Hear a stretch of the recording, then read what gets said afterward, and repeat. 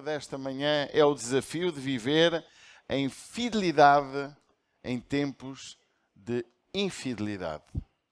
Certo? É esse o tema. Então vamos abrir 2 Timóteo 4, vamos ver o verso 1 ao 5 e depois vamos estar alguns minutos sentados antes que a hora do almoço chegue. Conjuro depois, diante de Deus e do Senhor Jesus Cristo, que há de julgar os vivos e os mortos na sua vinda e no seu reino. Que pregues a palavra, instes a tempo e fora de tempo, redarguas, repreendas e exortes com toda a longanimidade e doutrina. Porque virá tempo em que não sofrerão a sã doutrina, mas tendo comichão nos ouvidos, amontoarão para si doutores conforme as suas próprias concupiscências, e desviarão os ouvidos da verdade, voltando às fábulas. Mas tu, sê sóbrio em tudo, sofre as aflições, faz a obra de um evangelista, cumpre o teu ministério. Amém? Podem tomar os vossos lugares. E como introdução, eu gostava que nós percebêssemos que o maior desafio dos nossos dias é ser fiéis em tempo de infiéis. Paulo, ele fala à igreja onde Timóteo está pastoreando e nós entendemos claramente as perseguições do tempo em que Paulo foi o escritor deste texto, esta epístola. Esta epístola foi escrita no tempo da perseguição de Nero. E é interessante ver, ali nos anos 65 a 70 da era cristã, e Paulo teria a minha idade, 57 anos, 60, no máximo 65. Não há registros que nos possam dar muita informação, a não ser Atos dos Apóstolos 7:58, que ele era um jovem que perseguia a igreja quando matou Estevão, como esteve presente com Estevão para perseguir a igreja, porque Estevão foi o primeiro mártir da era cristã. E é interessante nós observarmos como Paulo vivia uma época muito distinta. Note que o Evangelho ele foi fundado, não escrito por Jesus, mas foi fundado pela obra de Cristo através daqueles que o seguiram. Também para quem não tem conhecimento, existem evangelhos, além dos evangelhos que nós temos registados na Bíblia, que são considerados livros não canónicos, livros não corretos, não é? O cânon sagrado foi fechado com os 4 evangelhos e estas epístolas, mas o que é interessante nós observarmos é o tempo em que Paulo vivia. Já havia uma profunda perseguição à própria igreja e já havia também muita gente que fazia da igreja algo estranho e havia pessoas a contrariar o que Paulo dizia, o que a igreja dizia, o que os apóstolos diziam, e que já havia o estigma dos nossos dias no tempo de Paulo. E é interessante esta epístola, porque ela foca, quando Paulo já estava preso, Paulo estava num momento de perseguição. Ele aqui ainda não estava preso, mas foi antes dele ser preso, mas é por causa do que ele escreve no capítulo, nos versos seguintes. Ele pede a sua túnica, ele pede a visita de algumas pessoas, ele fala que combateu o bom combate, acabou a carreira, guardou a fé. Após esta epístola, acho, e sim há quem diga que ele foi a seguir preso, mas havia uma enorme perseguição já de Nero. E é interessante nós observarmos os versículos seguintes, como ele menciona pelo menos 2 pessoas que se portaram muito mal e que resistiam à palavra de Deus e que não queriam seguir o Evangelho conforme a palavra. E vocês depois em casa poderão ver, ele menciona uma lista de pessoas das quais ele elogia, mas também das quais ele reprova as suas ações. Às vezes nós achamos tudo muito errado, às vezes mencionar situações da nossa vida, mas Paulo partilha as suas dores também aqui nestas epístolas. É interessante ver como ele diz ao próprio Timóteo que ele sabia que Timóteo estava com uma carência de respeitabilidade. A igreja não o respeitava por ser jovem. Achava que um jovem não podia eu estou a perder o som, não sei se é só o meu retorno, se é a sala. Como jovem, e para os judeus, um jovem ou uma pessoa para tomar conta de uma sinagoga, ou naquele caso, conceito de igreja já estava estabelecido, tinha que ter mais de 40 anos e percebe-se que Timóteo não teria ainda 40 anos quando esta epístola é escrita. Mas o que é que isto é importante para a nossa meditação de hoje? É compreendermos que os tempos de infidelidade daquele tempo já eram semelhantes ao nosso tempo. É curioso pensar o que Jesus fala em Mateus sobre os últimos tempos, sobre uma era que a Igreja iria viver uma experiência extremamente má de perseguição, de morte, de perseguição bem atroz. E isso aconteceu neste tempo em que Jesus, lembram-se que Jesus disse que não passará, em Mateus 24, por aí fora, Jesus diz, não passará esta geração sem que tudo isto aconteça. Perseguir-vos-ão, matar-vos-ão por causa do meu nome, e etc, etc. E é interessante como isso acontece até o ano 70, neste tempo em que Paulo escreve esta epístola. E é importante, irmãos, a perceber que já nesse tempo de perseguição, em que a igreja estava a perder a sua essência e havia gente a querer estragar o que é a igreja, a querer fazer a igreja à sua moda, o apóstolo Paulo escreve estas palavras que nós lemos. Conjuro-te, isto é, ele traz um sentimento de profunda convicção, de profunda dor para Timóteo não parar no seu propósito de ensinar a igreja naquilo que é ser igreja. E ser igreja é viver em fidelidade em tempos que não são fáceis de ser fiel. Não é fácil ser fiel nos nossos dias. Hoje vivemos uma geração de gente infiel. Gente que trai esposa, gente que trai no coração, trai na mente, trai sexualmente, trai fisicamente. Hoje estamos a ver uma geração de gente infiel. A nível matrimonial, os casamentos não dão certo durante meia dúzia de anos, depois separam-se, cada um vai para o seu lado, e nós hoje vivemos essa experiência do divórcio. E é curioso que o próprio Senhor Jesus disse que nos últimos tempos serão tempos também de que casam e dão-se em casamento. E isto é algo que acontece nos dias que nós podemos viver. Infidelidade matrimonial, infidelidade profissional, infidelidade nos segredos industriais, o chamado espionagem intelectual, a nível religioso, amizades por interesses e outros aspectos, torna a nossa geração muito caracterizada com a infidelidade, chegando ao ponto de se achar normal ser infiel. Ou não é?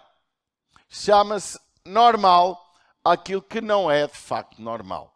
Eu gostava que nós percebêssemos o que Paulo diz. Amados, o verso número 1, ele gera uma esperança muito interessante, uma esperança de certeza da vinda de Cristo. Ele traz, no verso de número 1, Paulo traz uma nota para nós termos uma esperança, porque a nossa vida não é só terrena. E nós, como igreja, muitas vezes, ou como pessoas, cidadãos do mundo, nós achamos que a nossa vida física, material, é a coisa mais importante da nossa vida. E não é. Aquilo que é mais importante na nossa vida é o que construímos no reino de Deus.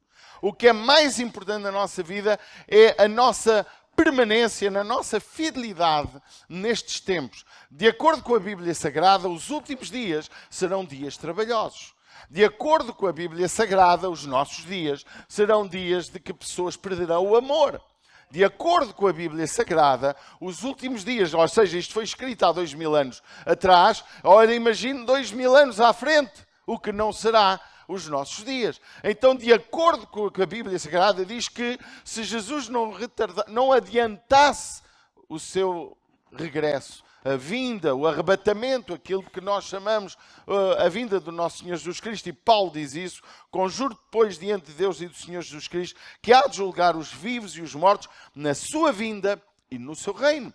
E ele diz, não, há uma esperança para nós. Há uma esperança para a nossa fidelidade. A nossa fidelidade vai trazer retorno, não só terreno, como eterno. E um dia Jesus disse a um jovem que disse, deixa-me primeiro cuidar ali dos meus assuntos pessoais para eu te seguir. E ele disse, não vais já tratar de mais nada, vem e segue-me. Porque aquele que me segue e que deixa pai, mãe e tudo por amor de mim, será recompensado nesta vida 100 vezes mais. E na vida futura, na eternidade comigo. Queridos, ouçam com muita atenção. A maior promessa que Jesus Cristo fez, e mais importante, não foi curar as tuas doenças. A maior promessa que Jesus fez na tua vida não foi dar-te dinheiro ou prosperidade. A maior promessa que Ele fez, e a mais incrível de todas, foi que te vai dar a vida eterna com Ele. É aquilo que está para além daquilo que é terreno. Porque aquilo que é terreno passa. Ele inclusive disse, olha, Ele não é contra juntarmos tesouros na terra. Mas Ele disse, onde estiver o teu coração, aí está o teu tesouro. Se o teu coração está naquilo que é terreno, naquilo que é físico, se o teu coração está na prosperidade, na riqueza, na grandeza da riqueza, isso vai morrer um dia. Eu estava ainda hoje de manhã falando à minha esposa, nós podemos de um dia para o outro ficar na miséria. De um dia para o outro podemos ter uma fatalidade. De um dia para o outro podemos ser roubados e ficar sem nada. De um dia para o outro vem uma bomba química, uma bomba biológica e acaba com a nossa vida. De um dia para o outro nós perecemos. De um dia para o outro nós morremos. Mas aquilo que permanece para sempre é a nossa fidelidade. Porque aqui o texto diz que nós vamos ser julgados. Os vivos e os mortos na vinda. E Deus é Deus justo. Deus vai julgar as nossas ações. Por isso que Ele disse que nós recebemos segundo as nossas obras. As obras que não fomos salvos por causa das boas obras, diz Efésios 2, mas somos salvos para as boas obras. De tal forma que oferecer um copo de água a alguém que tem sede gera galardão. De tal forma que visitar alguém no hospital por causa de Cristo ou porque é uma pessoa que precisa do nosso amor, gera galardão. Pode não gerar galardão certas coisas que tu pensas que são favoráveis. Aquilo que tu geras na vida dos outros, a bênção que tu és na vida dos outros, a bondade que sai do teu coração para os outros, a tua fidelidade a Deus por causa dos outros. Irmão, deixa-me dizer-lhe uma coisa. Eu já não pratiquei disparates graves porque os meus disparates iam criar impacto extremamente negativo na vida dos outros. Pode ter a certeza. Uma das razões do meu casamento ainda permanecer, porque com uma pessoa tão incompatível como eu e a minha esposa, que nos amamos tanto, é porque Deus está no nosso casamento. Porque se não tivesse, eu não estaria com a minha esposa, nem ela comigo. Ela não me aguentava, eu não a aguentava. Porque somos incompatíveis. Mas o amor venceu a incompatibilidade e Deus, que é a terceira dobra, consegue gerar em nós amor, paixão. Sabe porquê? Porque nós não temos só um amor que nos ligou. Nós temos algo que nos fez ligar. Quem sabe para ensinar a algumas pessoas que não há casamentos que não deem certo. O que não dá certo é vocês não lutarem pelo casamento. A igreja, ela precisa de aprender que não é fácil ser cristão, não há promessa de facilidade em lado nenhum. Tanto que Paulo termina o versículo 5 dizendo, mas tu ser sóbrio, e sóbrio não está a falar de bebadeira, está a falar a sobriedade intelectual, emocional, espiritual e evitar extremos. Amém? Mas ele diz, ser sóbrio em tudo, sofre.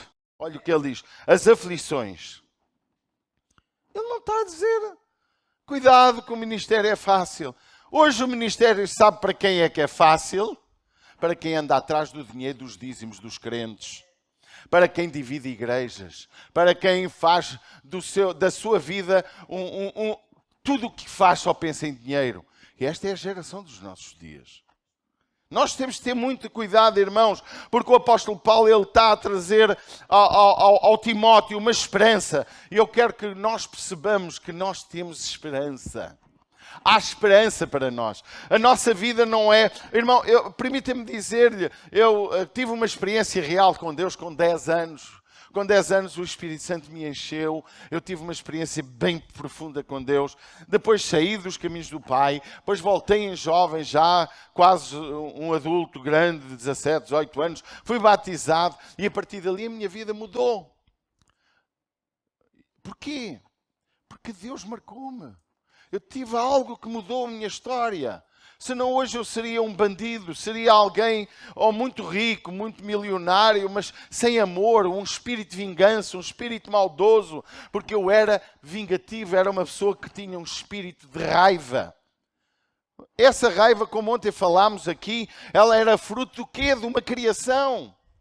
Não tive pai quando fui criado. Tive uma mãezinha que, coitada, não conseguiu me dar o cuidado que eu precisava. Colocou-me num colégio dos 4 aos 8 anos, onde eu sofri imenso. E aquilo tornou-me uma pessoa seca. Uma pessoa sem amor. Uma pessoa sem aquele sentimento de família. Senti-me aos 13 anos, 12 anos, saí de casa. Vivi uma vida sozinho.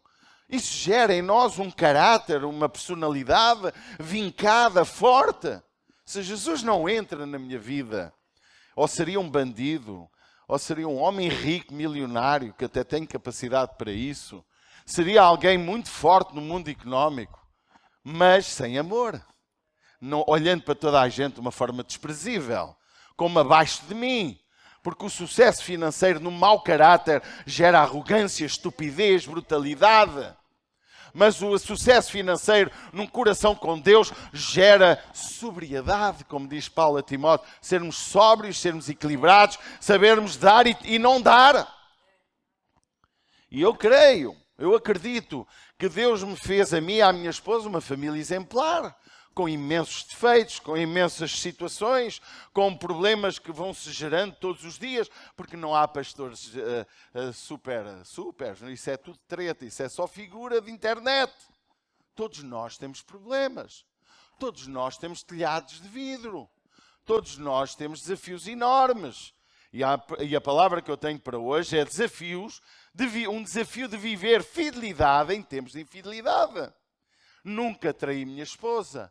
Nunca ela me traiu. Nunca desejei traí-la. Desejei. A palavra desejei. E não sou daqueles que tenho quando quero. Ela tem quando quer, mas eu não. Se não perceber, perceba. Eu não tenho quando quer, mas ela tem quando quer.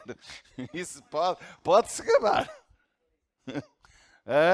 Estamos no fim de semana de casais, estamos ou não estamos? Quem é que teve ontem connosco?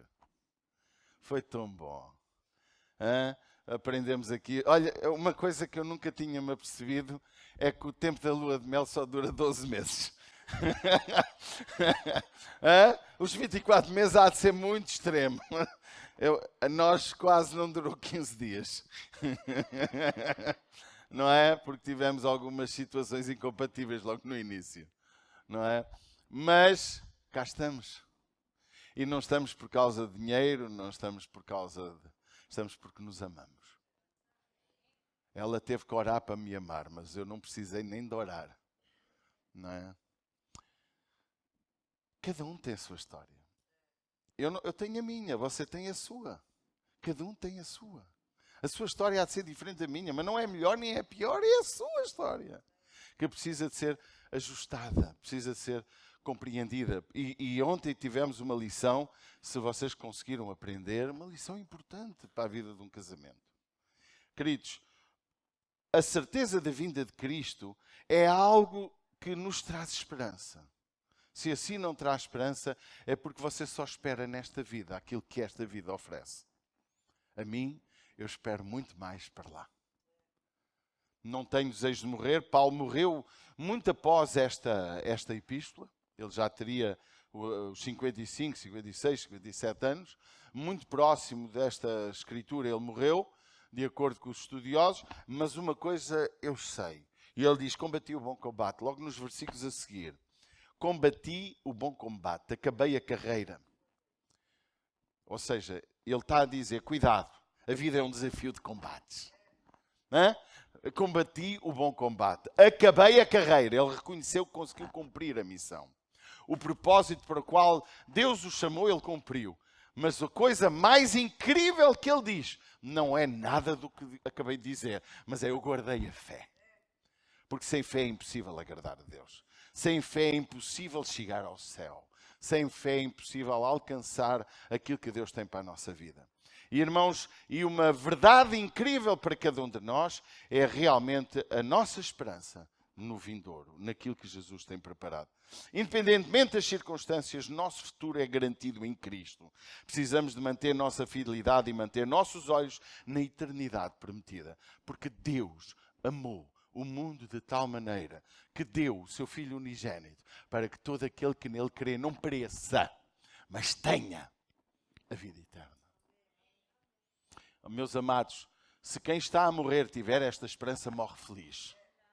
Se quem está a passar por uma crise financeira, não tem dinheiro nem para comer, quanto mais para dar o dízimo ao Senhor, se ele tiver esta esperança, ele é fiel a Deus. Porque fidelidade se aplica em qualquer área. Por isso que ele diz: olha, ser sóbrio em tudo, equilibra-te. Ser uma pessoa consciente. Não é em vão que Paulo também declara aos romanos que o nosso culto deve ser um culto racional.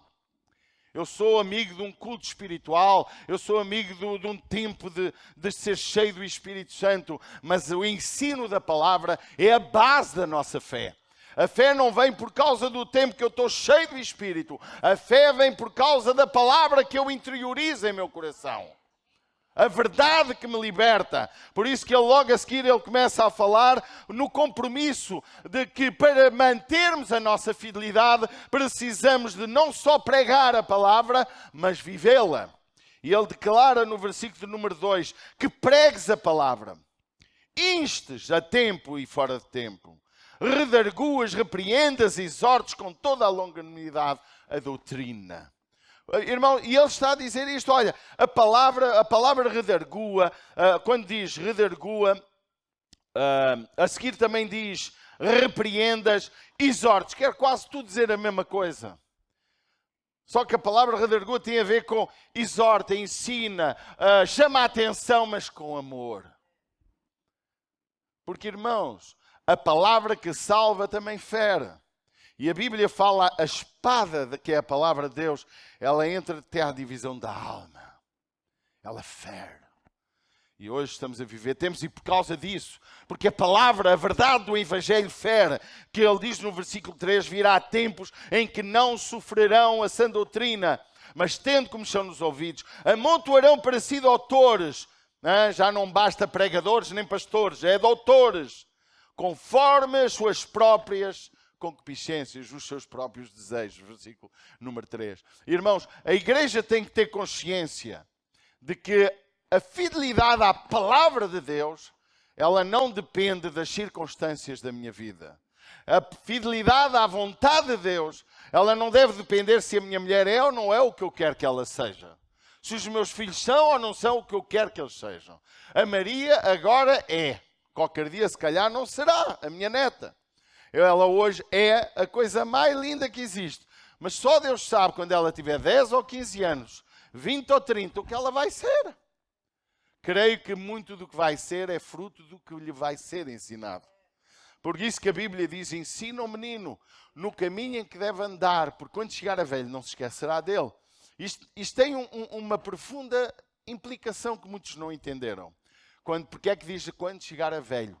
É que muita gente, no tempo da sua força física, mental, intelectual, se afasta de Deus.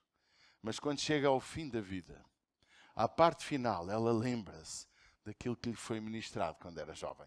Eu não sei quantos de nós está a ficar com 60 anos, mas eu estou lá a chegar.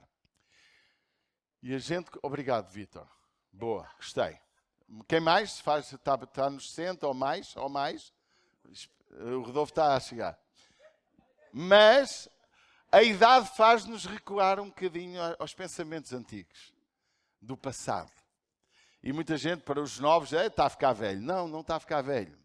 Está a ir buscar o passado, não para vivê-lo, mas para perceber algumas coisas. Hoje, eu vejo no meu passado coisas que eu não vi quando vivi o presente. Porque o passado A maior lição, a maior coisa que o passado gera na nossa vida é ensinar-nos. Por isso que o apóstolo Paulo diz que as coisas do passado são para nosso ensino. Queridos, o nosso compromisso é pregar a palavra de Deus. A igreja, nos dias em que estamos a viver, precisamos de ensinar a palavra de Deus. Esta esperança que a palavra traz, irmão, a palavra de Deus não é esperança só para trazer cura, libertação e resolução à vida das pessoas. A palavra de Deus é esperança para uma vida plena, completa, cheia de tudo. Quem cumpre a palavra pode ter a certeza que nada lhe vai faltar.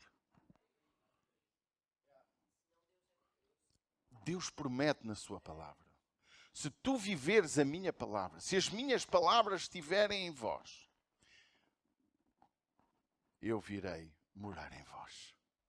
E aonde Deus mora, só pode ser coisa boa. Não venha com tretas para cima de mim, porque quem vive a palavra, quem ama a palavra, quem aprende a palavra e quem ensina a palavra, só pode ter coisas boas. Deus promete na sua palavra tudo. E esta palavra que não passará. O mundo, a terra passará, mas a sua palavra não vai passar.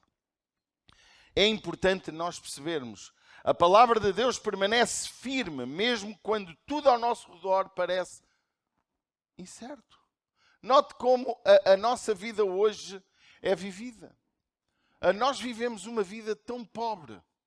Há pessoas hoje, parece que são robôs. Saem de casa de manhã, vão trabalhar, vão servir o patrão de má vontade, vão trabalhar, recebem um ordenado, já está tudo esquematizado, o ordenado já está todo entregue. Vêm à igreja porque pronto, faz bem, é bom, é saudável. Mas olha, irmão, viver no Espírito, ser cheio do Espírito, ter Deus em nosso coração, é muito mais do que isso. É uma vida de felicidade. Por isso que é possível ser feliz no meio da adversidade. É possível ser feliz quando nos prosseguem. Note que os próprios apóstolos, quando foram presos por causa do amor de Cristo, eles ficaram tão alegres por ser achados dignos de ser presos por causa de Cristo. Hoje ninguém é preso. Ninguém é morto por ser... Estou a falar aqui no nosso concelho, no nosso Portugal, na Europa. Ninguém é perseguido por causa do amor ao Evangelho. E vivemos tão infelizes. Parece que a nossa vida não tem piada nenhuma.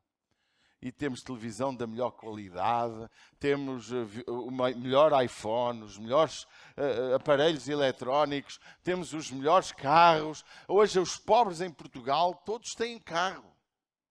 Os pobres em Portugal têm onde dormir, têm cama para se confortarem, têm boa comida. Os mais pobres em Portugal vivem muito bem. Você sabe o que é miséria?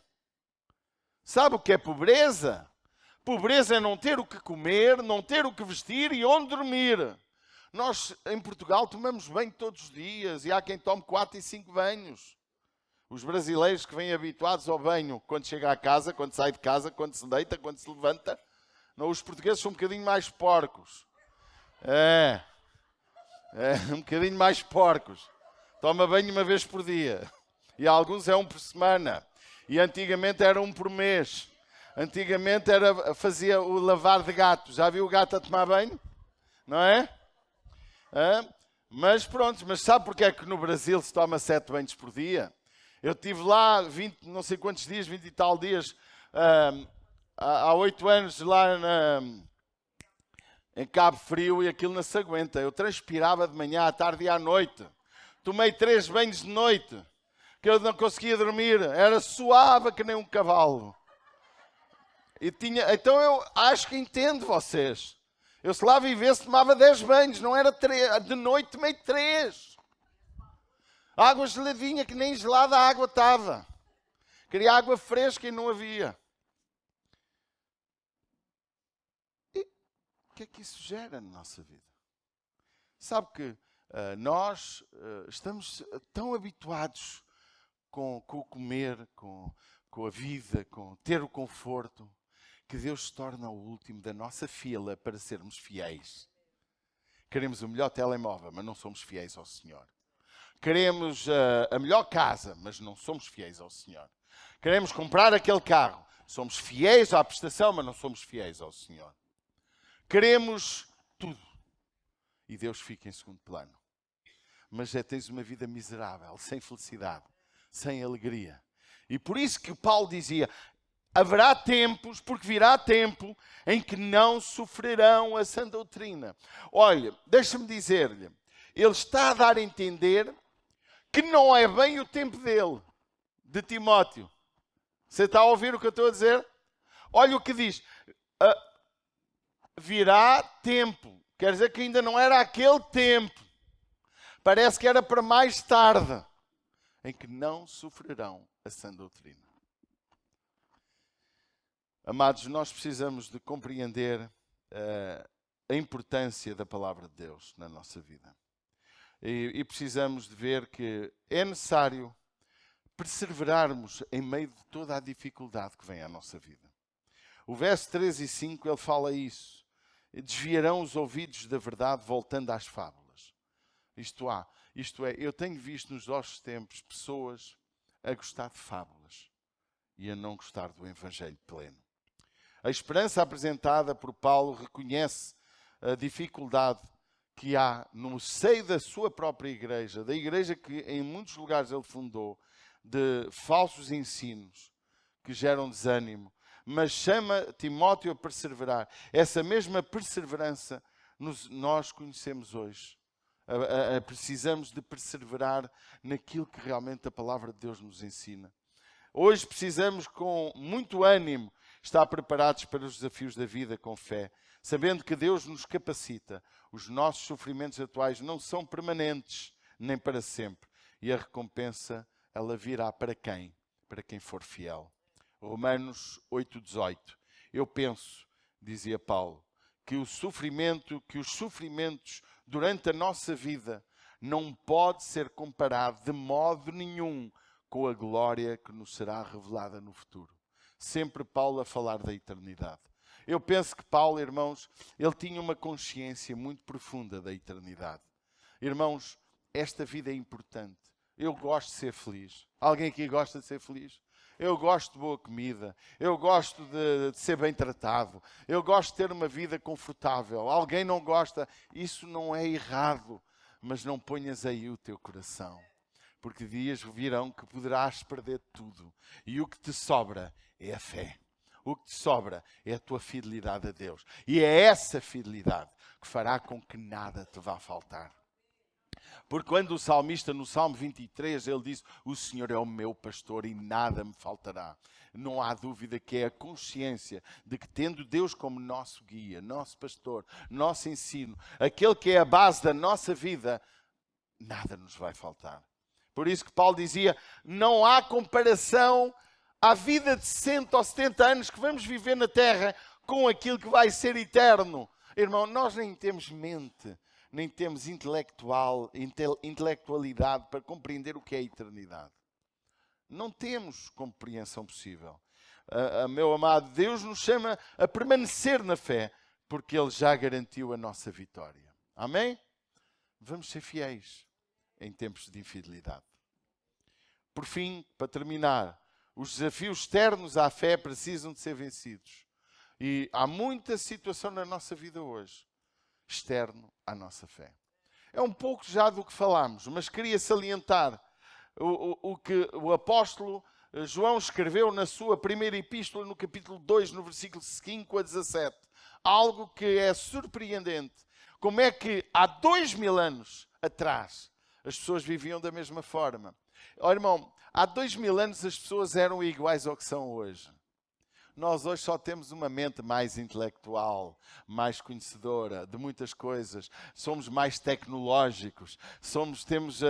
Perdemos a vergonha. Antigamente havia vergonhas de muitas coisas. Hoje já não há vergonha de nada. Embora, irmãos, isto é recíproco. A gente acha que os dias de hoje são muito diferentes de há 2000 anos, mas não são. São diferentes porque temos casas confortáveis. São diferentes porque nos deslocamos muito rapidamente. Somos diferentes porque temos um telemóvel e falamos com alguém para lá do nosso Oceano Atlântico. Em segundos estamos a falar com a pessoa. Em milésimos de segundo. Mas o resto, o ser humano é igual. As paixões são as mesmas. Os pecados são iguais. Hoje só temos mais uns quantos pecados que se apresentam na nossa vida. Há desafios externos à nossa fé, que estão a roubar-nos a nossa fidelidade a Deus. Não amei, versículo que já meteram? 1 João 2,15, que diz, consegues? Vamos lá aqui beber uma pinguinha d'água, à vossa saúde. Não ameis o mundo, nem as coisas que nele há. Vamos parar aqui um segundinho. Oh, irmãos, isto não é fácil. Isto é teoria. Dizer que eu não amo o que eu tenho. Ando lá a acabar a minha casa em Espírito há tanto tempo. Sofro, mais sofro. E ontem cheguei tão morto. 28 betoneiras fiz eu para encher 5 metros cúbicos de betão foram feitos ontem. Cheguei aqui morto, mas estava feliz. Saí daqui a correr para ir à festa dos 50 anos de um amigo. Até me esqueci de despedidas dos irmãos pastores. Olha, que me perdoem. Porque era às 7. Eu disse a ele que não podia lá estar às 7. Cheguei lá já quase na hora de jantar. Acabei de jantar, nem fiquei para o bolo. Pedi desculpa ao jovem e disse, olha, eu tenho que me ir embora, estou muito cansado, vou-me embora. A minha prenda vou-te a dar, é a melhor prenda que tu vais receber daqui. E vai ser a melhor prenda, a prenda mais importante da vida dele. E então, dizer que não amamos as coisas não é fácil. A gente ama festas, a gente ama almoços e jantares, a gente ama roupa boa. O meu Rodolfo ama boas malas, o Pedro também, a Michelle. Quem é que não ama um bom carro? Quem é que não gosta de uma boa casa? Quem? Diga-me. Quem é que não gosta? Qual é o mentiroso que está aqui que consegue dizer não, pastor? É mentiroso, chamo-lhe mentiroso. Nós gostamos das coisas. Mas até onde o amor a essas coisas te leva a ser infiel a Deus? Isso é que é o problema da igreja dos nossos dias. Estamos a amar tanto o sucesso, a fama, a nossa prosperidade, aquilo que nos dá prazer, aquilo que nos faz dizer eu sou importante. Amamos de tal maneira a nossa personalidade, o nosso eu, o nosso sucesso. Outros ainda não têm o sucesso, mas amam tê-lo. Que desvirtuamos o que é ser cristão. E por isso que a ICIR, que quer ser uma igreja de 50 mil vidas, não está fácil. Porque há por aí gente que promete muita coisa. Olha, a minha Corinha já sabe. Ai, que escândalo. Também já estamos no último ponto. Agora, dá-me uma música boa para ver se eu consigo pregar mais meia hora.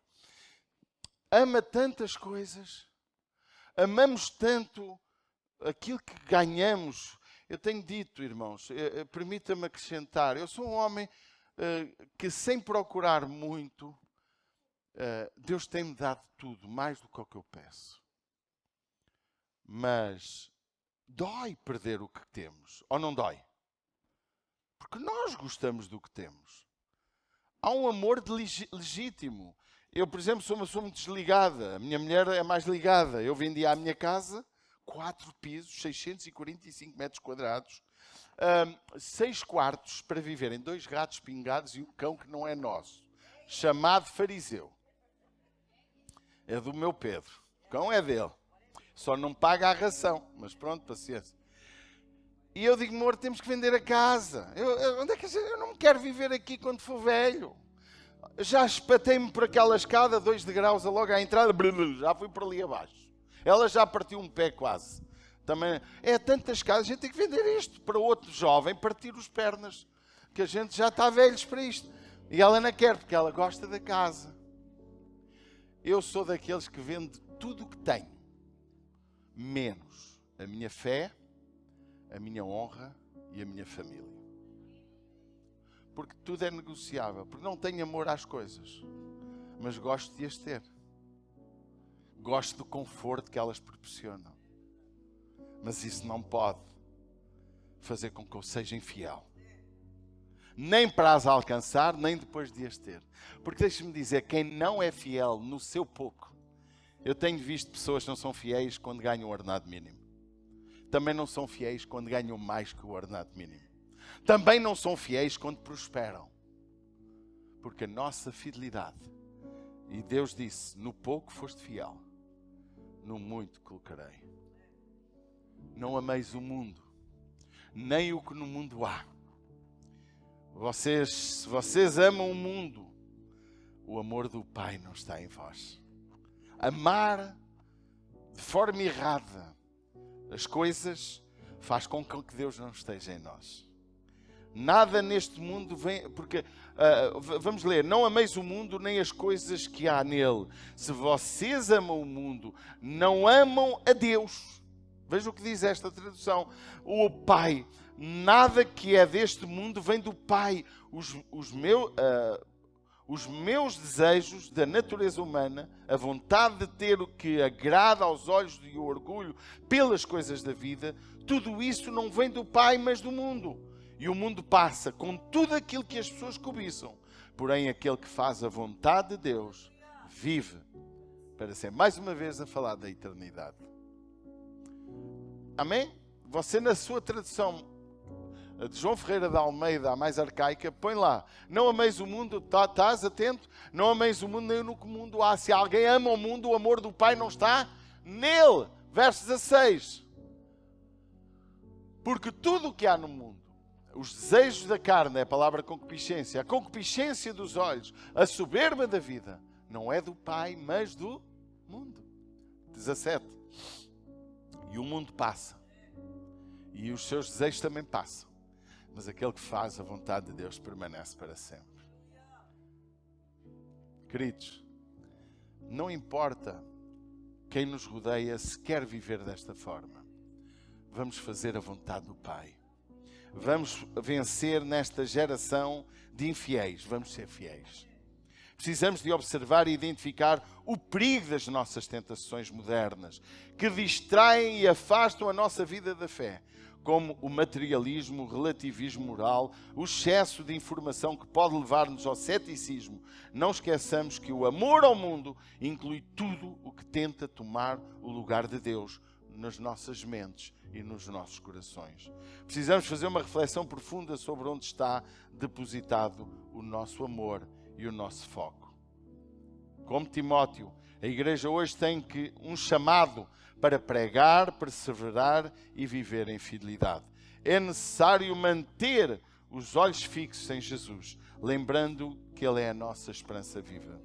Vamos renovar nosso compromisso com Deus. Vamos orar para que o Espírito Santo fortaleça a fé e a esperança em cada um de nós. Nossa missão, nosso desafio não desaparecerá se permanecermos fiéis. Vamos ser fiéis, irmãos. Vamos lembrar o nosso tema, o desafio de viver em fidelidade, em tempos de infidelidade. Vamos ficar de pé.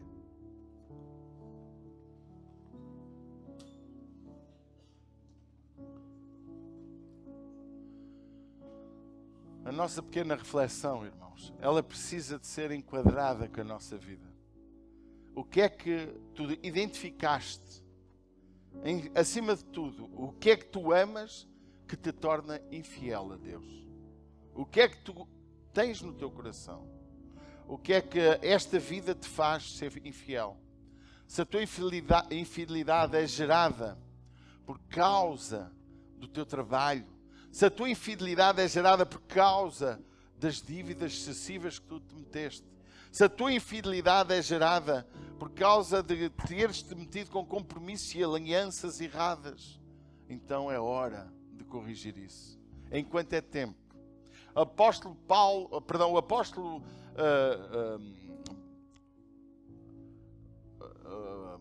não foi o apóstolo Paulo, o anjo da igreja que mandou, quando o anjo apareceu ao anjo da igreja em Apocalipse, escrito pelo apóstolo João, ele dizia: dei-vos um tempo para se arrependerem.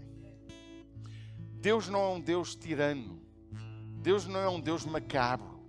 Deus não é um Deus vingador de vingar-se por tudo e por nada. Nós vemos os nossos jovens.